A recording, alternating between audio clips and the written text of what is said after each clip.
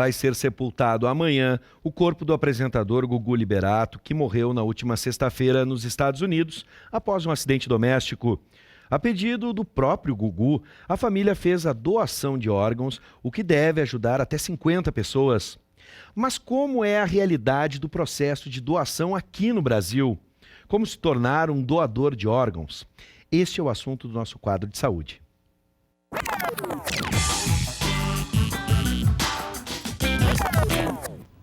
Com a gente, o enfermeiro da Organização de Procura de Órgãos do Hospital São Lucas da PUC, Dagoberto Rocha. Seja bem-vindo, Dagoberto. Boa tarde. Bom, e você aí de casa, se tem alguma dúvida, pode mandar para a gente pelo WhatsApp 99588-2374. Mande mensagem de texto com a sua dúvida, se quer informações a respeito da doação de órgãos. 99588-2374. Bom, Dagoberto, para a gente começar, no caso do Gugu, a família atendeu o pedido dele em vida e fez a doação de órgãos. Chamou a atenção o número de pessoas que podem ser beneficiadas, além de coração, pulmões, rins, fígado, órgãos mais conhecidos. O que mais a gente pode doar? Realmente 50 pessoas, esse número aproximadamente é verdadeiro? Quando nós pensamos em órgãos, né, os órgãos abdominais e torácicos, em torno de 8, 9 pessoas a gente pode ajudar, né? Quando a gente pensa em tecidos, né, que se estende para pele, que é um curativo natural, né, para grandes queimados, ossos também, cartilagens, válvulas cardíacas, então isso pode realmente chegar a um número de 50 pessoas. Né? Pouca gente sabe, por exemplo, a gente pode doar tecidos e ossos também. Sim, isso ocorre bastante, inclusive aqui no Rio Grande do Sul, né, no interior do estado, há bastante captações de tecidos ossos. Né? Bom, nas redes sociais, as pessoas, o Gugu morava fora, as pessoas sempre ficam, né, quando as pessoas acabam residindo fora, acabam até mesmo se envolvendo eu lembro aqui de casos de artistas que se envolveram em campanhas, né, sociais em outros países, e aí todo mundo pergunta, mas por que não fez aqui no Brasil? Por que não doou aqui para brasileiros? Enfim, para a gente poder entender, após a confirmação da morte, em média, quanto tempo deve ser feito esse procedimento? Seria possível, por exemplo, transportar alguns desses órgãos, outros não, né, dos Estados Unidos para o Brasil? Seria inviável fazer essa doação para brasileiros? Sim, em todo órgão, depois que é feita a cirurgia da doação de órgãos, da captação de órgãos, ele tem um tempo para ser transplantado. Por exemplo, coração e pulmão, em torno de 4 a 6 horas. Então é muito pouco esse tempo, né? O órgão fica num líquido de preservação, né? Então tem esse tempo que é o nome de isquemia fria que chamamos. Sim. Né? Fígado até 12 horas. O órgão que pode ficar mais tempo é o rim, 48 horas. Mas acredito que em função de logística não teria como... E o ideal é que isso seja feito imediatamente. Quanto antes, por mais que tenha esse tempo máximo que pode ficar fora do corpo, né, o órgão, mas quanto menor o tempo, né, para ser transplantado, melhor a funcionalidade do órgão. Sim, mais chance de dar certo o transplante. Com certeza.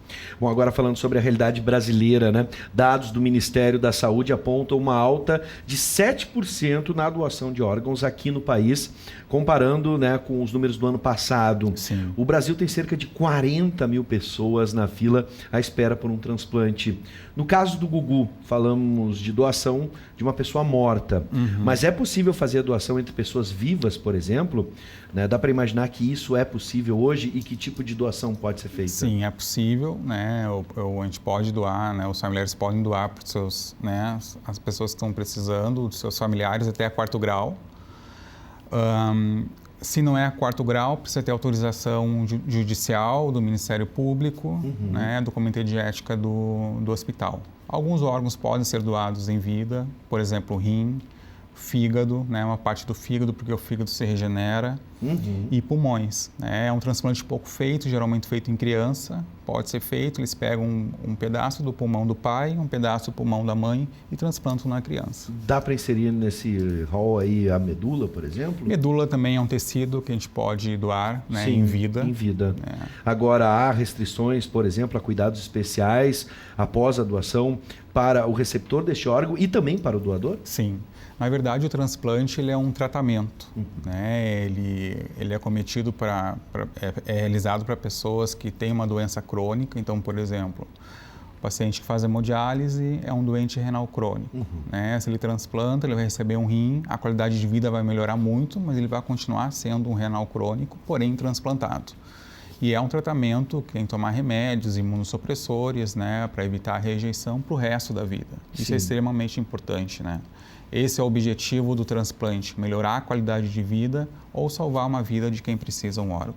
Bom, agora vamos para o caso do óbito, né? Um caso de óbito. Como é o procedimento para autorização? Porque ali a gente percebeu que o Gugu manifestou isso em vida, esse desejo de ser doador, Sim. mas quem deu a palavra final é a família. É a família. Pois é. Então, para a pessoa que deseja ser doadora, é importante falar com a família, não só manifestar isso publicamente, enfim, mas conversar com a família. E mesmo com essa manifestação, é preciso que, então, quem define? É a família que vai definir esse procedimento? Sim. Hoje no Brasil, a legislação preconiza, né, familiares até segundo grau ou cônjuge. Eu não preciso deixar nada escrito. Eu posso até ir no cartório, por exemplo, deixar um testamento Pois que eu quero, mas não tem valor legal nenhum no momento da minha morte, se a minha família não quiser autorizar. Se eu, por exemplo, publicar até um vídeo na internet que vai ficar para a posteridade dizendo eu quero ser doador.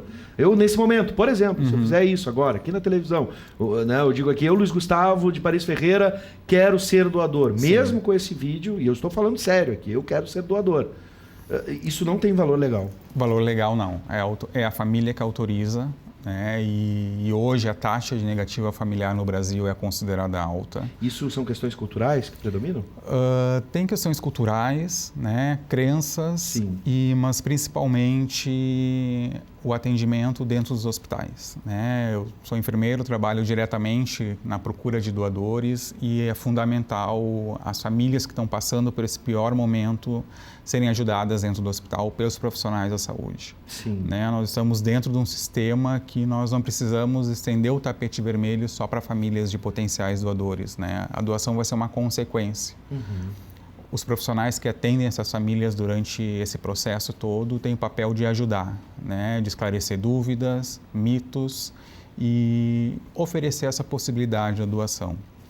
Bom, por favor. A taxa de negativa é alta, né? E um dos principais motivos hoje aqui no Brasil que as famílias não autorizam a doação é a não compreensão do diagnóstico da morte encefálica.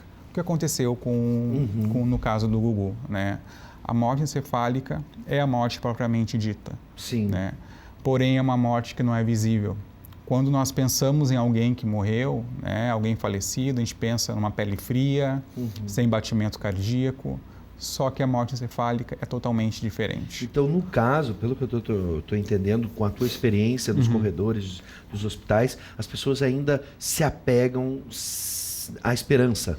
E acreditam que por um milagre aquela pessoa pode voltar à vida e aí acabam esperando até o último momento, se for o caso. Sim, e pela não compreensão de todo esse processo, né, eles acabam muitas vezes não autorizando. E há um tempo na morte encefálica, porque aquilo pode se estender por dias e isso pode prejudicar, por exemplo, essa decisão ela deve ser tomada imediatamente? Imediatamente. Eu sei que é um momento difícil para as pessoas, mas até onde o bom senso nesse momento pode imperar? O tempo é da família. Sim. Né? A doação é um direito da família. Né? Nós oferecemos essa possibilidade. O nosso objetivo não é convencer famílias a doar órgãos, não é esse, né? O nosso intuito é que a família tome a melhor decisão.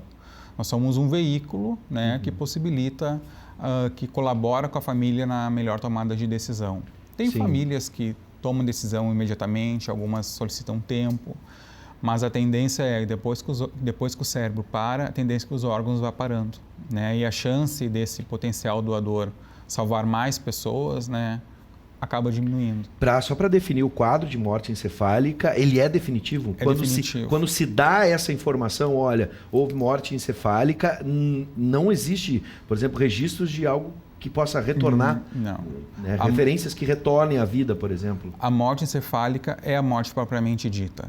Infelizmente, não há mais o que fazer com o nosso ente querido, uma vez que tem esse diagnóstico, né? Bom, no caso do Gugu, pelos protocolos americanos, um familiar teve que acompanhar a remoção dos órgãos. Como é que é o protocolo aqui no Brasil?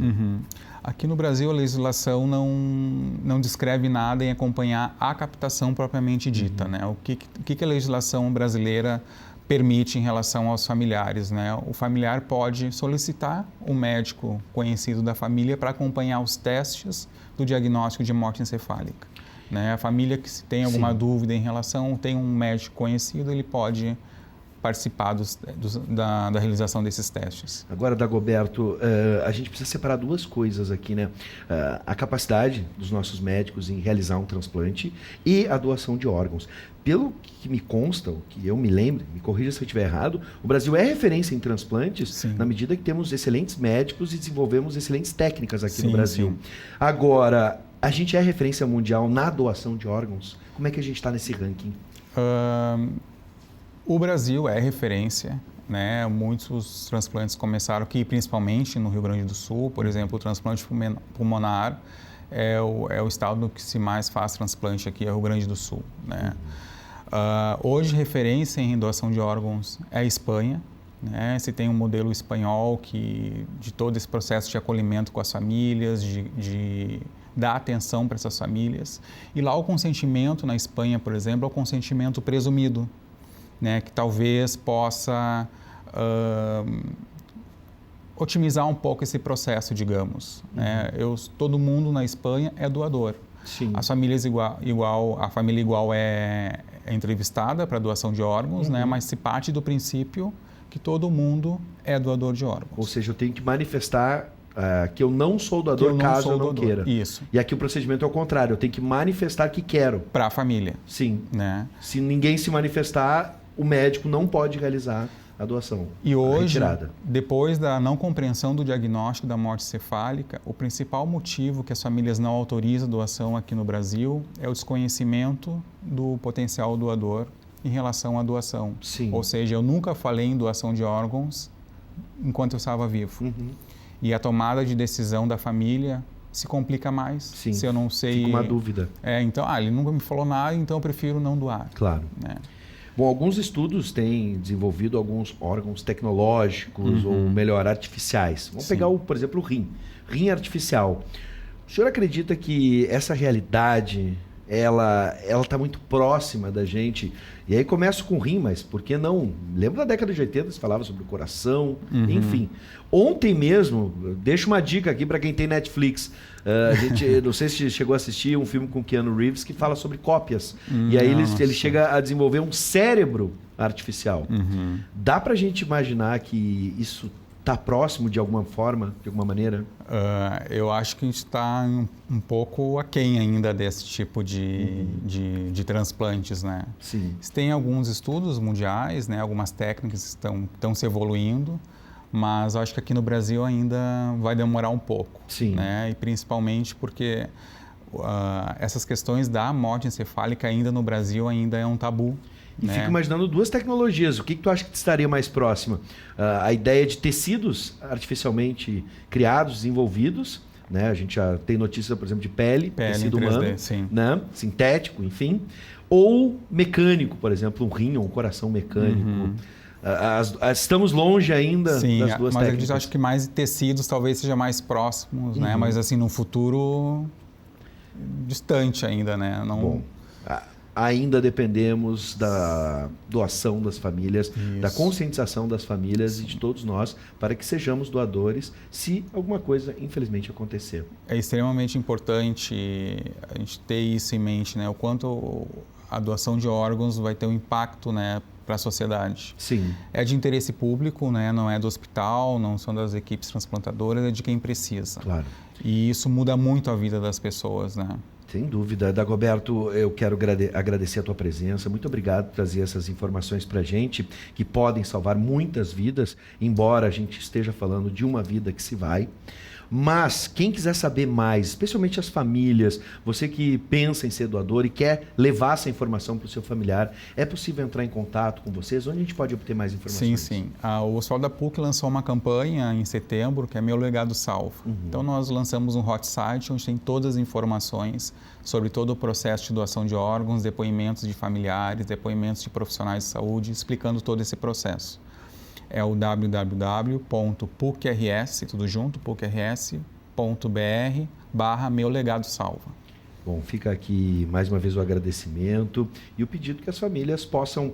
Ninguém aqui está tentando convencer imediatamente a você ser ou não doador, mas que você converse com seus familiares. Isso é fundamental. Eu sei que a gente não gosta de conversar sobre isso, né? Aquela coisa do brasileiro, bate na madeira, isola, não vamos pensar nessas coisas. É que a doação de órgãos está atrelada à morte. Pois né? é. E isso é algo que a gente não quer pensar, a gente não quer conversar sobre isso. Bom, vamos mudar essa perspectiva, quem sabe? Vamos falar sobre doação, falando sobre vidas. Com certeza. É proporcionar vida, né, e melhorar a qualidade de vida. Né? É um gesto nobre das famílias. Dagoberto Rocha, enfermeiro que é responsável pelo departamento do Hospital São Lucas, que está procurando órgãos para salvar muitas vidas. Muito nobre a tua missão, seja sempre bem-vindo. Muito obrigado. Obrigado, que eu agradeço o convite. Até um próximo encontro. Obrigado.